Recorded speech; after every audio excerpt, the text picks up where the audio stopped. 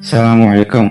On va parler de Sahur, la magie noire. Que ce soit kaolien, arabe, musulman, il y a des gens qui croient encore à la magie noire.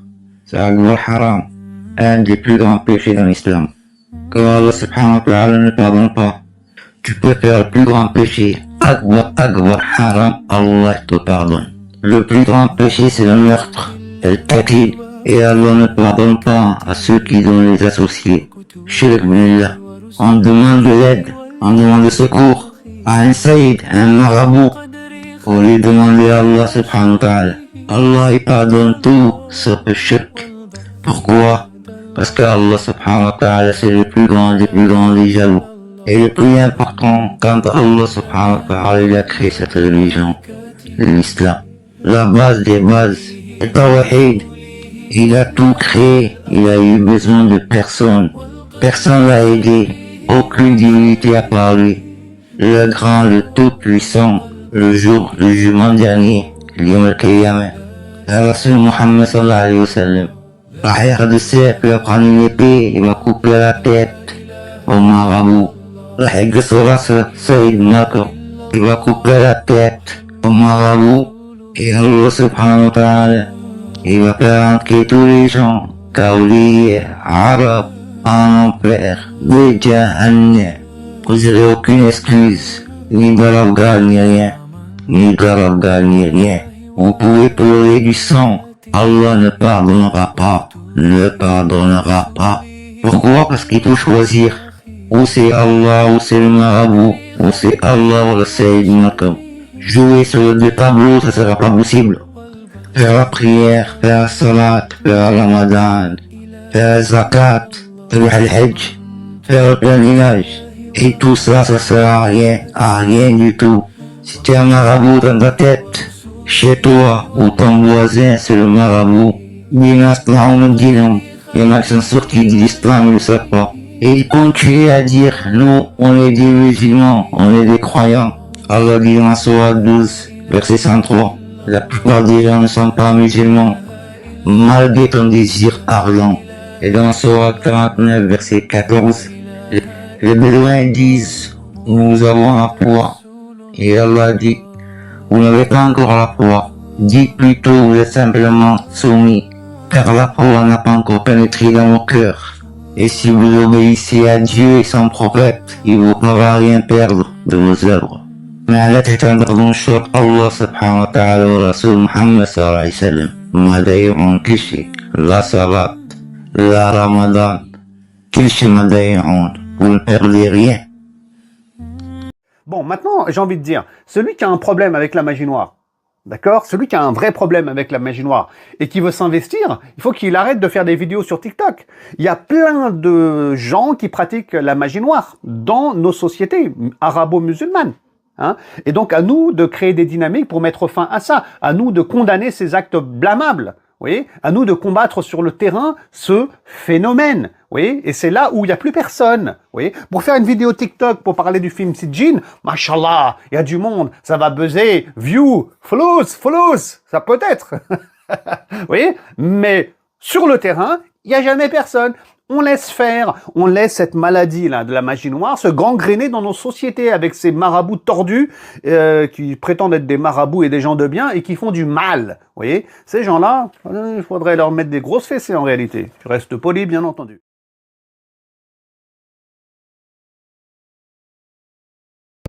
Au nom d'Allah, le tout miséricordieux, le très miséricordieux.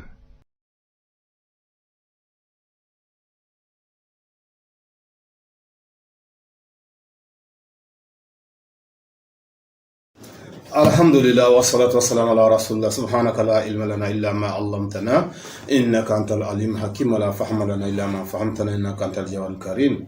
Aujourd'hui encore, nous allons vous parler des charlatans, des marabouts, des magiciens. Alors, l'homme a perdu confiance en Allah. L'homme a perdu confiance en Allah. Alors donc, nous avons toujours vu, celui qui veut aujourd'hui se marier, il va aller voir un charlatan, un marabout, un féticheur.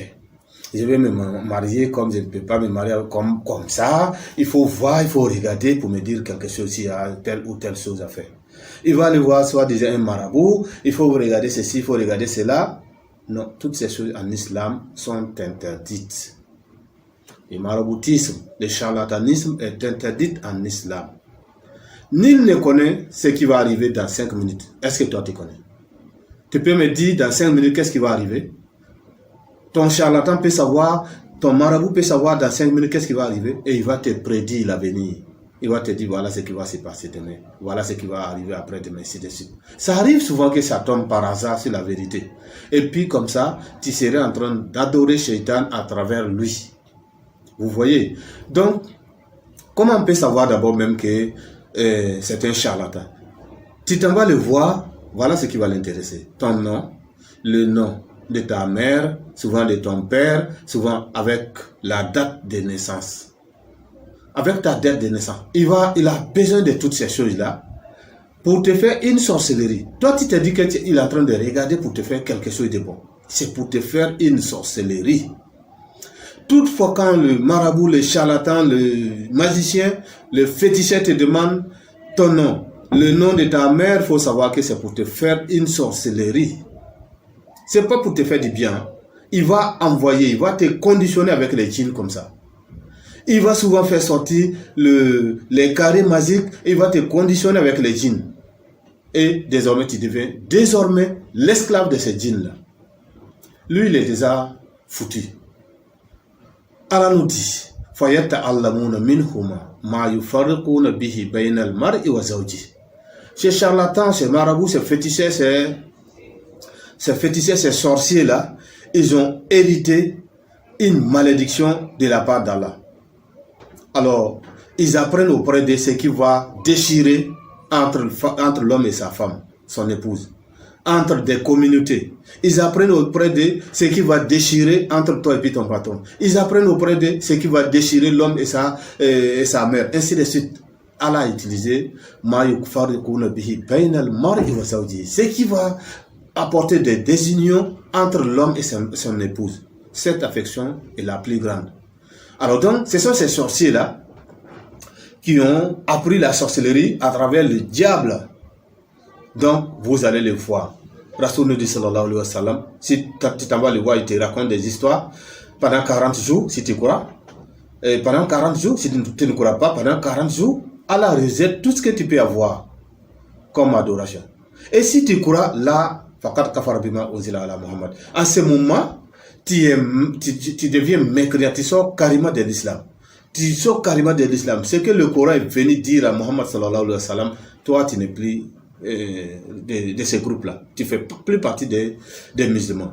Alors donc, vous n'êtes pas sans savoir que précédemment, alors, cette intervention, cette vidéo, un sorcier m'a appelé par hasard, comme ça il a commencé à me dire qu'il va me faire un bédou magique, et il va me faire de ceci, de cela, de lui transférer de l'argent au Bénin depuis la Côte d'Ivoire ici, de lui transférer de l'argent au Bénin qui va me faire des bédous magiques.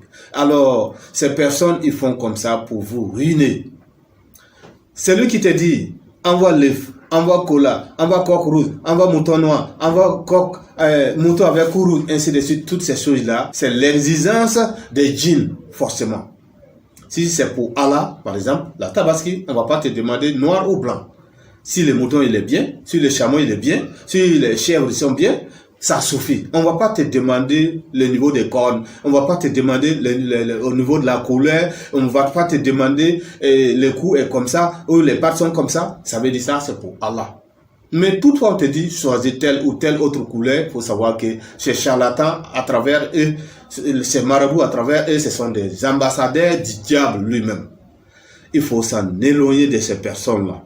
Et toutefois, jamais, tu fais quelque chose, ça a pu marcher dans ta vie, faut comprendre, nous avons toujours rappelé, il faut comprendre que désormais, tu deviens maintenant l'esclave des djinns. Les djinns vont venir manger dans ta vie et tu n'auras plus la paix. À tout moment, il faut passer tout ton temps à aller voir les marabouts, les marabouts, les marabouts, les marabouts. Dès que tu arrêtes, tu vas avoir des problèmes. Parce que tu t'es conditionné avec les djinns. Et Rasoul nous dit sallallahu alayhi wa sallam, comme ça, Allah te donne avec cette chose. Allah te laisse avec cette chose va désormais te commander. Quand tu te confies à Allah, Allah s'occupe de toi. Tu te confies aux djinns, les djinns vont te commander. Et les djinns vont te dire, si tu fais pas tel sacrifice, tel jour, tu vas avoir d'accident. Tu auras effectivement l'accident parce que tu es l'esclave des djinns et tu n'as pas fait la demande des djinns. Demandez à ceux qui ont l'habitude d'aller se consulter. Ils doivent passer tout le temps, toutes les semaines, tous les mois, aller consulter les marabouts. Tant que tu ne fais pas ça, tu arrêtes, tu vas avoir des problèmes. Parce que tu deviens l'esclave des djinns. Nous voulons que vous soyez les serviteurs d'Allah au lieu d'être les serviteurs du diable. Non seulement tu n'auras pas ce que tu auras dans cette vie ici-bas, mais à la fin de ta vie aussi, tu auras directement en affaire avec les diables, qu'Allah nous en préserve.